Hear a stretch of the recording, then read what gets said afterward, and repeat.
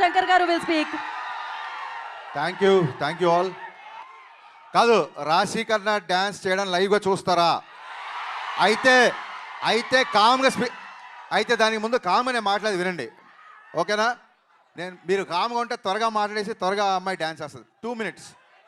First of all ఈ stage మీద నేను ఫస్ట్ థ్యాంక్స్ చెప్పుకోవాల్సింది రాశి కన్నాకి.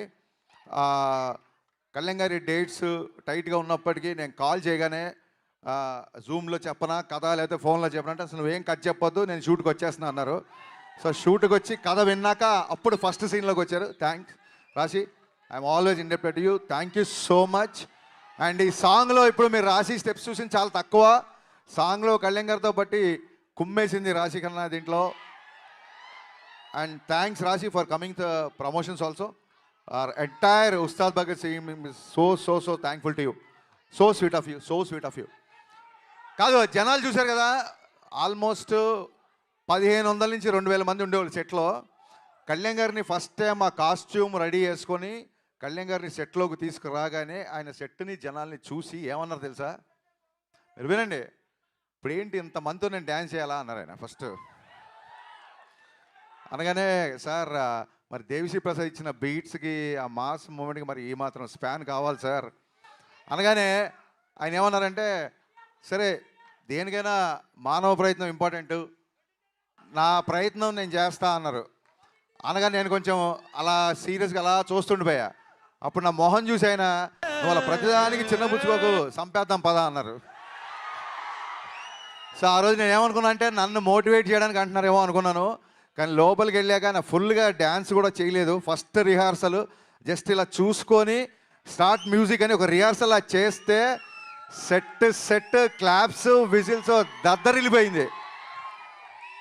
కళ్యాణ్ గారు ఈ సినిమాకి డేట్స్ ఇవ్వడమో లేకపోతే 9 to 6 టైమింగ్స్లో షూటింగ్ రావడం ఇవన్నీ కాదండి, ప్రాణం పెట్టి పనిచేశారు ఈ సినిమాకి కళ్యాణ్ గారు. నేను అందుకే ఈసారి పర్ఫార్మెన్స్ బద్దలైపోతే బిగినింగ్స్ ఎందుకు చెప్తానంటే అదేదో ఎలివేషన్ డైలాగ్స్ కోసమో ఫైట్ల కోసమో కాదండి, నిజంగా పర్ఫార్మెన్స్ సెకండ్ హాఫ్లో వచ్చే ఇంటెన్స్ సీన్లో ఆయన పర్ఫార్మెన్స్ బద్దలైపోయింది అంతే. థ్యాంక్స్ టు దేవిశ్రీ ప్రసాద్ గారు. దేవిశ్రీ ప్రసాద్ గారి బీట్స్ ఇప్పుడు ఎలా ఉన్నాయి, రేపు పొద్దున ఇంకా ఫుల్ సాంగ్ వచ్చినప్పుడు థియేటర్ ఎలా ఉంటుందో ఒకసారి ఊహించుకోవచ్చు. థ్యాంక్ యూ సర్జీ, థ్యాంక్ యూ సో మచ్. నేను ముందుగానే చెప్పినట్టు టైం లైన్స్ మ్యాచ్ అవ్వట్లేదు, అందుకే ఆయన ఇవాళ కూడా రాలేకపోయారు. సో దానికంటే ఎక్కువ ఉంటుందని ఊహిస్తున్నాం. అండ్ సినిమా కొంచెం లేట్ అయినా సరే సెట్స్ చూశారు కదా, మొత్తం మైత్రి కెరీర్లో మైత్రి చేసిన అన్ని సినిమాల్లో ఇంత పెద్ద సెట్ ఇప్పటివరకు వేయలేదు. ఫ్యూచర్లో వేస్తారో తెలీదు. ఏ రోజు కూడా ఒక్కసారి కూడా నన్ను కొంచెం సినిమా లేట్ అయింది ప్రొడక్షన్ ఏమైనా తగ్గిస్తారా అనలేదు. మీరు ఏం కావాల్సో తీసుకోండి, ఎంతమంది అంటే అంతమంది పెట్టుకోండి, మేము అడిగిన సినిమా మాకు ఇవ్వండి అన్నారు.